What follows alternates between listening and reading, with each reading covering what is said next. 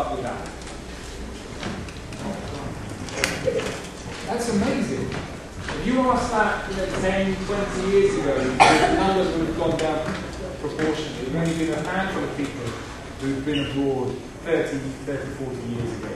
So you'll travel a lot. You need to know where you're going. You need to know how the world looks. You need to know where the countries are. But I think context gives context to our world, and it helps you to understand some of the big challenges we face, some of the big environmental challenges. We all hear about global climate change, pollution, the way the world is changing. And learning about geography will help you to understand that more. Now, I think geography is a good one for it. I think I'm just one of endless numbers of television presenters, and all of them seem to have got to the job by a different route. So I don't think you can use me as any sort of example, because as I say, I wasn't a very good student and I regret that. I think generally you should do what you like, and I don't think you should really try and structure your entire career and try and structure your career and think, well, what do I need to get into this job, what do I need to do this? I think you should do what you enjoy. I think you should generally do that in life, actually. Follow your passions, follow your heart. Don't think, oh my goodness, I must do media studies to become a television presenter. I must do history, I must do geography, or something like that. Do what you really love. I suppose I enjoyed politics, history, subjects like that. Geography as well, of course. It's very happy with. And those are great subjects for giving you, as I say, context and giving you some understanding of the wider world, which will help. But do what you want to do, don't do what you think you should do.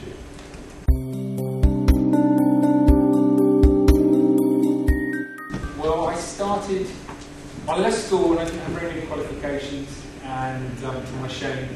And I didn't go to university, and I was unemployed for a period of time. I ran charity shops.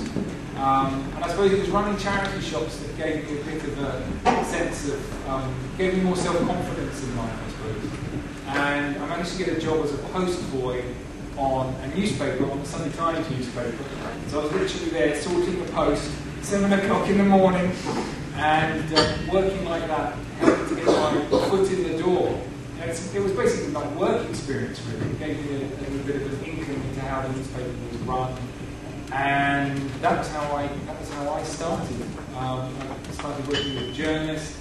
I worked as a journalist for a number of years. And then I left the newspaper to write books. I wrote several books, and then I wrote books on terrorism, which nobody read until the events of September 2001. It's a long time ago for you lot, isn't it? But it feels like a blink of the eye for me. And then nobody read the books, and then after the events that we all know about in September 2001, the BBC started saying, would you like to make some television programmes with us? And I just said yes, really. Opportunities have come in front of me during life, and I've said yes to them. And I think that's quite a good idea as well. Don't be frightened of new chances, new opportunities, even if it feels a bit scary. I've always tried to say yes and give it a go.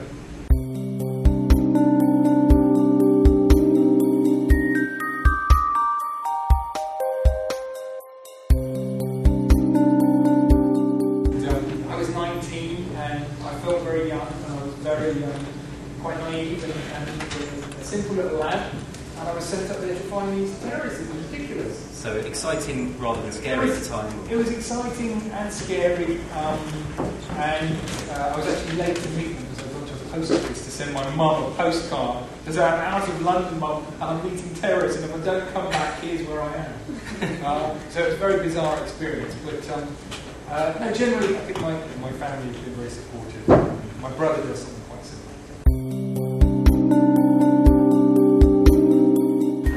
We'll get copies of the local newspapers from the country that we're going to.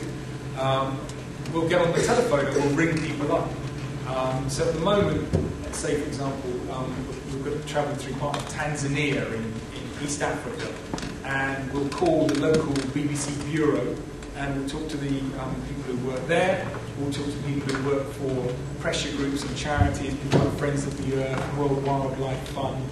I was just talking yesterday to a group called the Environmental Justice Foundation, They're interested in issues relating to how much fishermen are paid off the coast of Africa. So we call them up and we have a long conversation, write down everything. So it's talking to people, it's reading up on things, it's basically finding out what goes on in these countries. And we rely a lot on what we call fixers. So these are local guides in the country who you see on the TV. So in the clip you just saw, I was in Bangladesh there, and there was a guy standing next to me with a slightly pointy beard who was the wonderful Tanjil, who's a lovely, lovely guy. We need somebody who speaks good English, can translate for us, and can just act as an intermediary between us and the country and the people we're visiting, because often we're in places where they don't see foreigners, and they don't see TV cameras, and they wonder who on earth we are and what we're doing.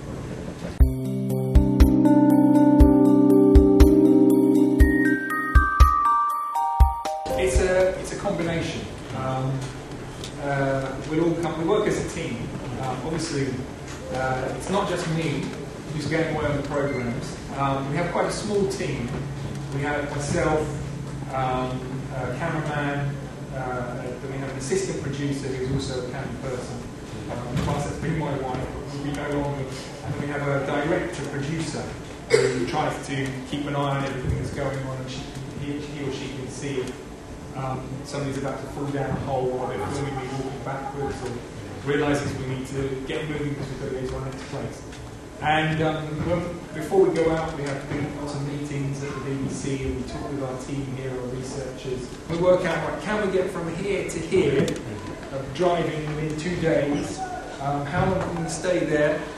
Look, there's a festival over here, we need to get there. So lots of logistics and planning. But it's a team decision. If one of us really, really thinks we should do one issue, one story, like child labour in Bangladesh, which I felt very strongly about that we needed to do, then we'll make the time to film it.